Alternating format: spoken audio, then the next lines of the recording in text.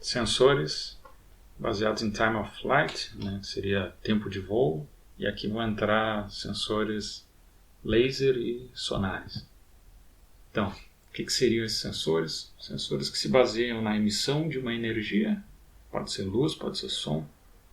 Essa energia, né, vai até algum objeto, algum obstáculo, bate nesse obstáculo e retorna para o receptor.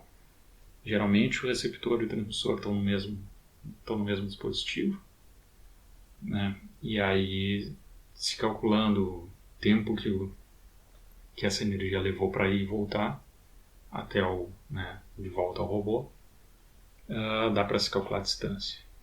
Sensores, né, time of flight, são ativos, né, eles emitem energia no ambiente, e são esteroceptivos, eles medem distância de objetos, né. A energia medida pode ser ultrassom, no caso de sonar, radiofrequência, pode ser luz, no caso laser. Aí tem diferentes tipos, infravermelho. Para estimar a distância é preciso saber qual é o meio que vai ser, né, qual é o meio e qual é o tipo de energia usada. Então, sonar aí depende da velocidade do som, laser depende da velocidade da luz, e aí a distância é simplesmente calculada, né, multiplicando a velocidade pelo tempo. Então é bem simples. Vamos falar então aqui de sensores que são ultrassônicos, que são sonares, e depois a gente fala dos lasers. Ultrassons, né, sensores ultrassônicos, eram os mais comuns na robótica para robôs móveis e realizar mapeamento de ambientes. Primeiro, eles eram, né, muito mais baratos do que lasers. O laser surgiu depois, era bem caro, aí os preços foram baixando, mas de forma geral o sonar é bem mais barato. E ele é aplicado então em diferentes problemas, para modelagem de mundo, ou seja, isso aqui é mapeamento, para evitar colisões. Então para isso ele é bom. Por quê? Porque sonares são bons para medir distâncias curtas. Então geralmente o alcance de sonar é baixo, por exemplo 5 metros. Então é bom para evitar colisão, porque eu só preciso saber se eu estou muito próximo de um objeto, né? No caso, se o robô está muito próximo de um objeto. Para modelagem de mundo eles não são tão bons, porque eles não medem longas distâncias. Estimar a posição, detecção de movimento, são outras tarefas que podem ser aplicadas. De forma geral, né, aqui eu coloquei medidas padrão de sonares, eles têm, né, uma abertura, um campo de visão de 30 graus e um alcance baixo, de 5 metros. Como funciona um sonar? Vai ter lá um transdutor, que é uma membrana metálica, é como se fosse, né, um alto-falante. Ela vai emitir um pulso de uma onda qualquer. Essa membrana vai balançar e emitir um som.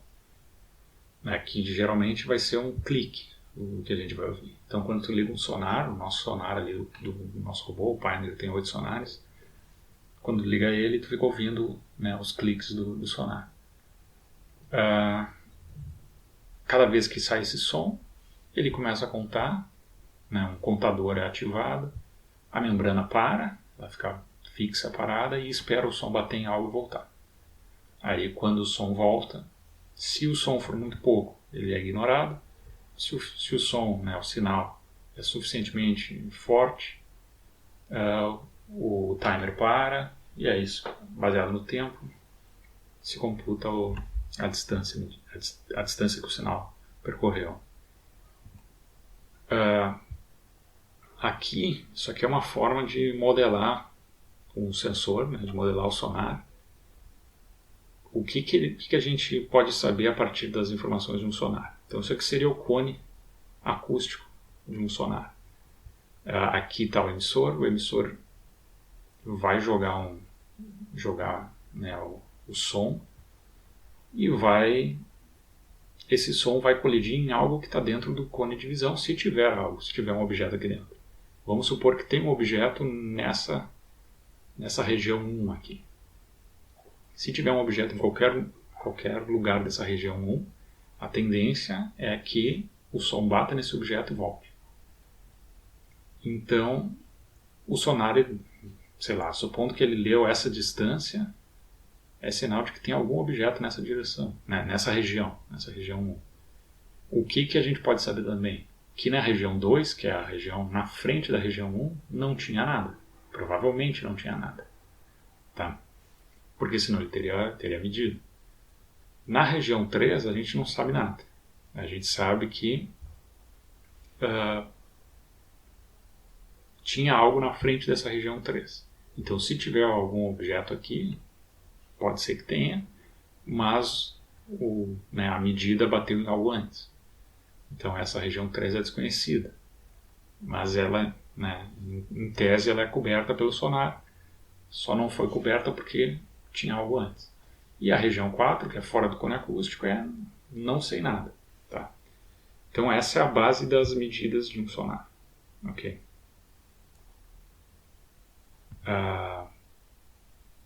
Sonar tem limitações, tem alguns problemas. Por exemplo, tem variação de velocidade de propagação, tem incertezas, e tem algumas aqui incerteza no tempo de chegada do pulso, e aqui algumas imprecisões também no cálculo. Mas os problemas principais que ocorrem com sonares são esses 3, que é a reflexão especular. Tem um exemplo aqui, que quando o sonar emite lá o som, emite o sinal, esse sinal bate em algum obstáculo e não volta exatamente, não volta na direção do emissor. Ou seja, ele bate aqui e grande parte do sinal vai para outra direção.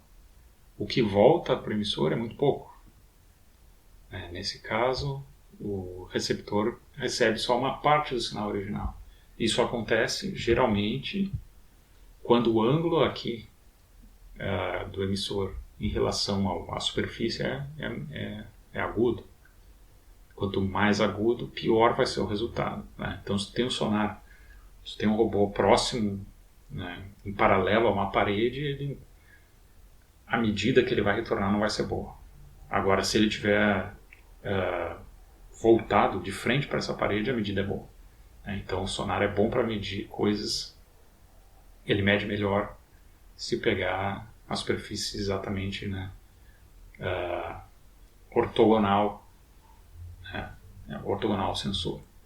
Isso seria reflexão especular. O foreshortening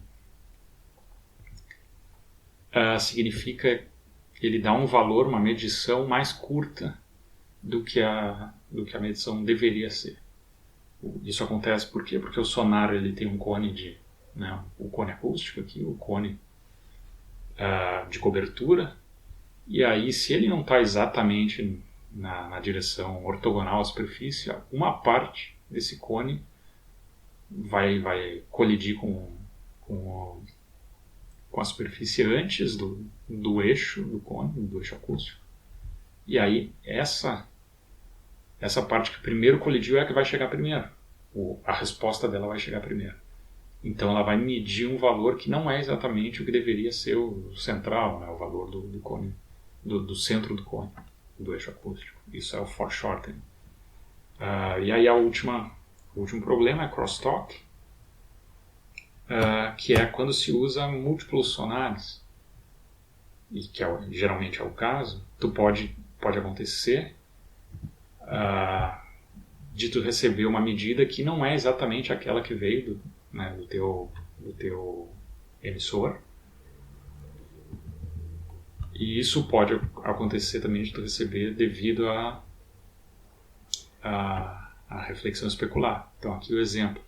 Esse emissor dispara algo aqui, isso aqui é refletido para outra parede, e volta, e outro receptor recebe essa medida e vai achar que nessa direção tem uma distância muito grande de espaço livre. Por quê? Porque tudo, sei lá, foi emitido um pulso que demorou muito, ou não, ou pode chegar muito antes também. Eu disparo algo e chega outra resposta antes.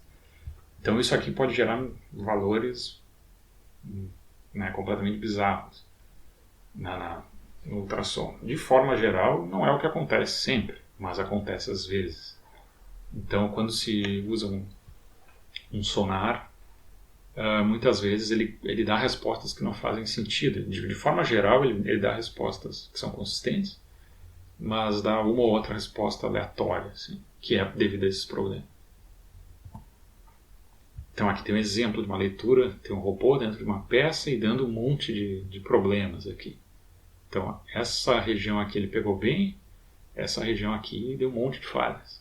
Por quê? Reflexão especular, crosstalk, geralmente são essas duas. São as que causam mais problema. Ok? Por outro lado, existem os sensores baseados em laser. Tá? Em vez de usar som, eles usam luz. Esse tipo de sensor é chamado também de LiDAR, né, que seria Light Detection and Ranging. Na verdade, essa sigla meio que foi inventada depois do nome LiDAR. LiDAR seria Laser Radar. Né? Seria um radar de luz, aí chamaram de LiDAR, depois inventaram uma sigla para dizer o que é. Lasers surgiram depois dos sonares. A ideia deles é, em vez de emitir um som, emitir uma luz. E aí essa luz vai ser emitida, né, ela tem uma velocidade muito maior do que o som, então ela pode ser, né, emitida de forma muito mais rápida.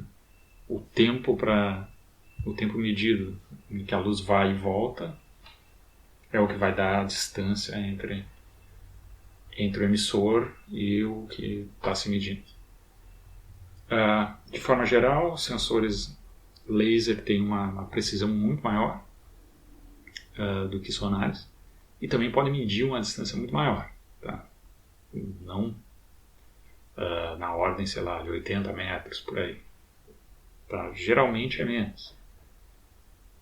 Geralmente é menos, os sensores laser mais baratos. Mas de forma geral é isso, a precisão é muito, muito melhor do que sonares.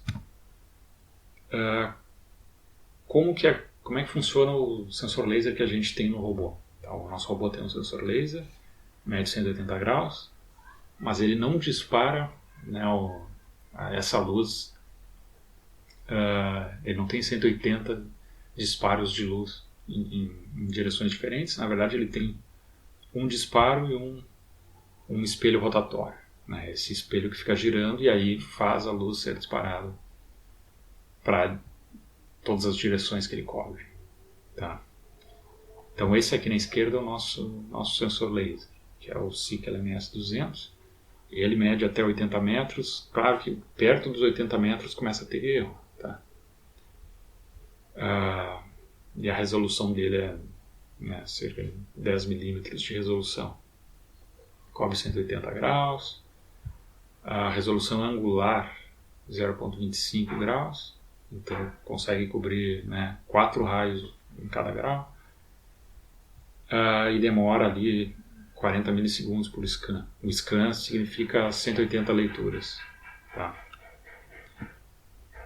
Aqui teria um exemplo de como ele funciona. Então o laser dispara, bate no espelho e aí detecta um valor. Conforme o espelho vai girando, próximas leituras vão detectando outros valores. Tá? E aí o resultado do mapa é algo que em tese é muito mais preciso do que o sonar. Por quê? Porque primeiro o laser ele não tem um cone acústico. Tá? Ele mede exatamente onde bateu. É só um eixo. Né? O eixo da luz, onde a luz bateu é a medida. Já o som ele se espalha. Né? Se espalha dentro de um cone. Então o laser é uma linha, o sonar é um cone. Que mais? Limitações. Bom, o laser ele tem problemas com vidro, com áreas que são muito reflexivas, então geralmente o nosso robô, se a gente liga ele num ambiente que tem ali mesas, essas mesas com pernas de metal e tal, cadeiras, aquilo ali, quando o laser bate no metal preto ali, ele geralmente dá alguns erros. Então ele tem problemas com o ambiente, com objetos muito escuros, objetos muito distantes, objetos muito reflexivos e vidros, né? Porque o vidro, a luz vai atravessar o vidro. Então ele não detecta esse tipo de coisa. Que mais? Eu vou mostrar aqui um exemplo.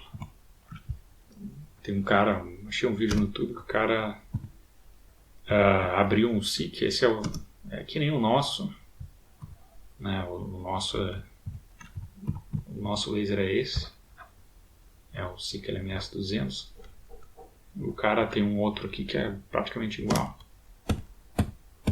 E aí o cara abre para mostrar como é que é dentro. Lá ele vai abrir. Então, aí dentro está o espelho nessa plataforma giratória. Né? O laser vem dali de cima. Né? O laser desce aqui, bate no espelho e aí é refletido para o ambiente. E aí bate em algum lugar, volta no espelho e aí se mede.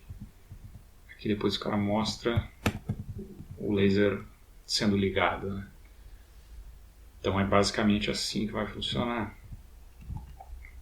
Aí ele liga o laser gira numa velocidade muito rápida. Por quê? Porque ele vai fazer essas leituras, em tese, as 180 leituras deveriam ser feitas ao mesmo tempo. Tá? Porque ele vai tirar um scan do ambiente, né? Ele vai escanear o ambiente. Em tese seria no mesmo tempo, mas na verdade não é. Tá? Não é, ele está fazendo cada leitura de uma vez, no grau 0, no grau 1, no grau 2, até o 180. Por que isso é importante? Bom, se o robô estiver se movimentando muito rápido, isso gera distorções, ou seja, o que o robô leu na posição, né, no grau 0, não vai, a posição que ele leu quando estava, a posição que ele estava quando leu o grau 0 não vai ser a mesma posição que ele vai estar quando leu o grau 180. Tá? E aí o mapa pode, se tu construir um mapa baseado nessa informação, pode o mapa ter distorções. De forma geral, não, a gente vai andar com o robô bem devagar e aí isso não é perceptível. Ok. O que mais vou mostrar? Então, eu vou mostrar aqui um exemplo. Esse aqui é o simulador que tem um robô. Esse aqui seria o robô num ambiente que é uma representação do ambiente do segundo andar, ali onde tem os laboratórios e os gabinetes dos professores, é onde a gente faz experimentos com o robô. Esse é o simulador do robô, né, o Mobile Sim. Eu vou rodar aqui um exemplo só para mostrar como é que seriam as leituras do robô. Então esse aqui é o robô com laser e sonares. Tá? No simulador o robô tem 8 sonares na frente e 8 sonares atrás. Essas bolinhas amarelas são os sonares. Na prática o nosso robô tem só os 8 sonares da frente e o laser. Tá? Aqui, isso aqui é um visualizador. Estou usando o ROS aqui. Esse visualizador é o RViz. Isso aqui são as medidas que ele está tendo. É uma medida de um ponto. Na verdade, ele te dá uma medida de distância. Ele diz, no ângulo 00, ele mediu tal distância. Isso aqui é a projeção dessa distância naquela direção. Tá. Então, isso aqui é o que ele está vendo. Deixa eu mexer o robô aqui, botar, por exemplo, vão ser a partir dessas leituras que a gente vai construir mapas do ambiente. Tá, então, deixa eu girar o robô.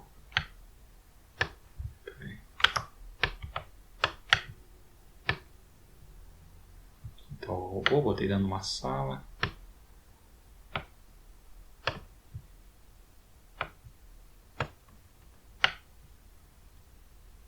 Girando o robô, ali vai ter diferentes leituras, claro que elas estão relativas ao robô, né?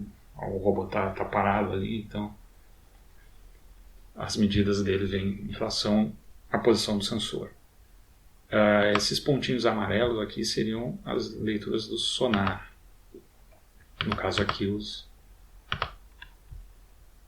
todos os 16 sonares. Na simulação a gente não vai notar, não tem erro entre o sonar e o laser, mas se eu estivesse rodando aqui o exemplo com o robô real, daria para ver bem a diferença. Tá? A ideia seria na aula mostrar, ligar o nosso robô e mostrar a diferença dos sonar e laser. Mas é basicamente esse o funcionamento.